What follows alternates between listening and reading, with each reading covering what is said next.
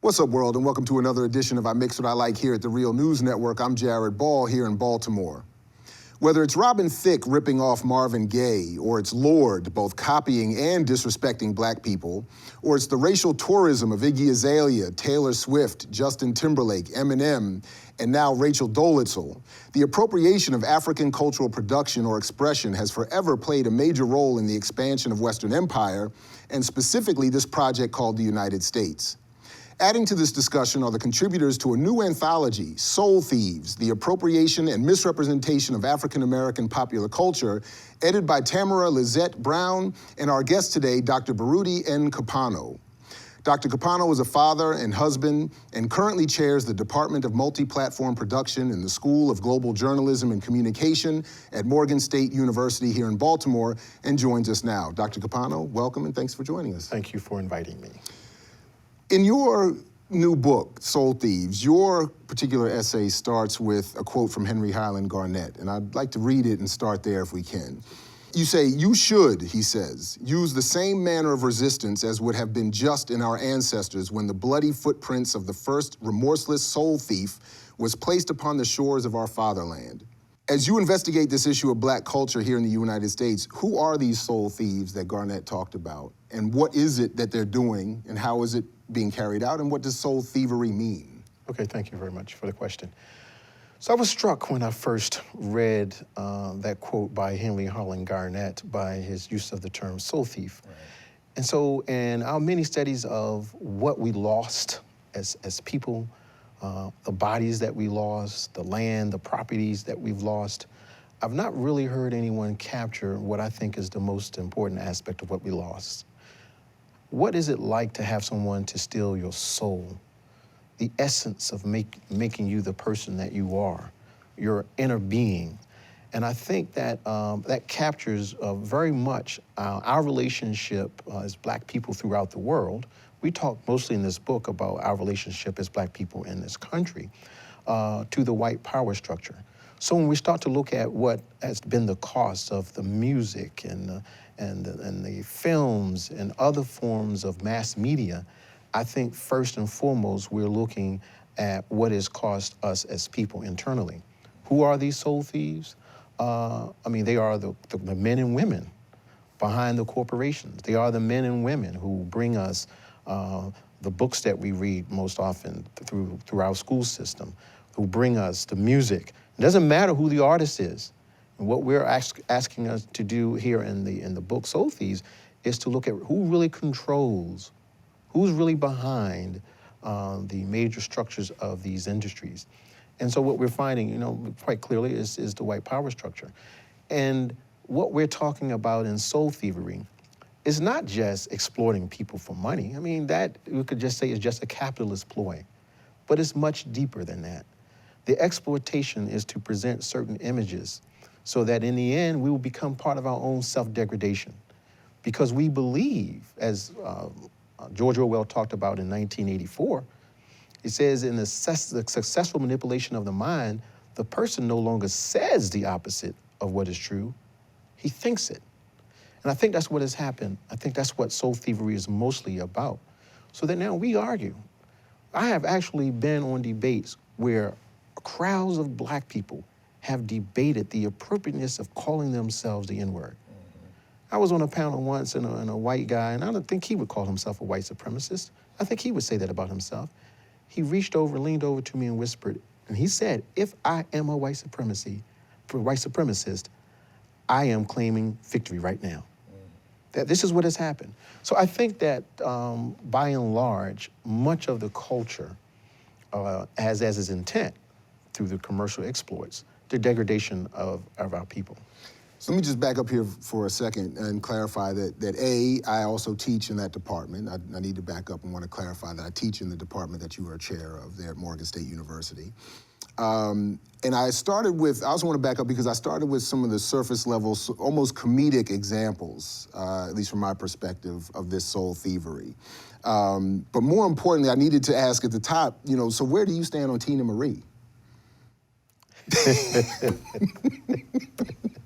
This is the quintessential question of soul theory, perhaps the lone contradictory point. So I did want to just ask you very quickly, Yeah, where does she question. factor into this? So what we're not saying, we are not saying that because you participate in the art as a white person that you have a disappreciation for it. That's not what we're saying. Okay. We're not saying that you do not have the right to participate in the art. We do not say just because you are black, you have this soul power over the music, over the art. I was listening on the way here to a public radio station, and I guess for many of us, a local jazz musician, Leah Gilmore, talked about her experiences traveling all over the world. And she literally said she received, I think, it was a question from a French journalist who emailed her or wrote her asking her what was it like growing up in the ghetto without her father. And that was not her experience. But that is the experience that he assumed that she and other black people share because of the images of black people. There are many types of black people, as you know, with varied experiences. But what we often get from the mass media, we have a very narrow image of black people, and that narrow image is disseminated all throughout the world. To be clear to your question, we love Tina Marie. Tina Marie was bad, man. All right, so we've got to say that. No, I mean, she's always, if there's ever one that I have known in my life to get a pass, so to speak, it's Tina Marie. So that's why I was asking sort of comedic. So we say we like Tina Marie, John Brown gets that pass. John Brown, well, yeah, of course. Politically, he definitely gets that's the pass. Right, that's right. And there may be 2 or 3 others, right?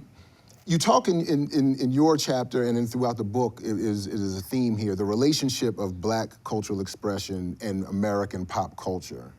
Could you say a word or two about that, generally speaking, and a little bit about your own approach to that history in this book? What is, or maybe put another way, what function does black cultural expression play in the American popular culture tapestry? So if I'm pronouncing his name correctly, the South Carolina, the young white man who was arrested and accused of killing 9 black people in the church, Dylan Roof, I believe is the way you pronounce his name. I read the manifesto that supposedly he wrote, and I couldn't help but laugh and to say, oh wow, he should have taken my class. He should have read just a little about how the underpinnings of this country. When we talk about, and in fact, I teach a class, Communication in the Black Diaspora, and we open up the semester by reading from Holloway's edited work, Africanisms in American Culture. And they talk about what we often refer to in America as Southern cuisine. And then he literally, there were all kinds of maps and charts, really shows how the food was transmitted from various parts throughout, from the African world to what we call the New World, where we talk about what has come to be known as Southern hospitality, really a manifestation of the influence of the enslaved folks in the Southern states, really having an impact on what we now call the Southern culture. We're saying, what we're saying in this book is that there isn't an American culture without black culture, that for the most part, all popular culture has as its roots, right? And it owes a debt to black culture. So I took the family recently to the Rock and Roll Hall of Fame in Cleveland. Right. And initially folks didn't want to go, are there going to be any black people there? I said, the better question is, are there going to be any white people there? Because literally we could not get into the interior of the Rock and Roll Hall of Fame. I think they do a very good job there of very clearly delineating all aspects of what we call American music, and then even some of the world music, right? World music. There are no Beatles, there are no Rolling Stone. We don't have any of these musicians if we don't have this black music, this black creativity. They say that jazz is the only indigenous American art form. Right. Who invented jazz? So when we're talking about popular culture, we have to be talking about the black contribution to it. When we look in sports, when the NBA thought that it was on its way out, you see Magic Johnson, some would say, and Larry Bird to a different degree, and what these men were able to do to save this sports form. Well, I'm a baseball fanatic. And there are many aspects of what we now consider to be just a part of the American game that we get from the Negro Leagues. The use of lights. This is something that came from the Negro Leagues. The playing of double hitters. The so-called American baseball, white American baseball, did not play double hitters until they looked at what the success that was coming out of the Negro Leagues. So there are so many aspects, so many things that we take for granted. We just think that's just American, right? From a linguistic standpoint, okay, I just spoke African to you. Well, what do you mean? Well, that is a word that Geneva Smitherman and David Dalby and other linguists have shown that have West African connections from an African word that means, it is yake, which is an affirmation. So some of the words that we use in what we will call even standard English are indeed African in origin. So to say to ask what role is Black culture to American culture, we are the underpinnings of that culture. Dr. Kopano, what I'd like to do is we're going to take a quick break here and come back in the second segment and ask you specifically about you mentioned Dylan Roof already, but I want to come back and talk with you more about that and this Rachel Dolittle incident and maybe some others that relate specifically in the immediate moment to what you're talking about here. So if we get you to hold on, we're going to take a quick break here at I Mix What I Like in the Real News Network and come back with a second segment. So thank you for sticking around. And as we always say, as Fred Hampton used to say to you, we say peace if you're willing to fight for it. Back in a minute, everybody. Peace.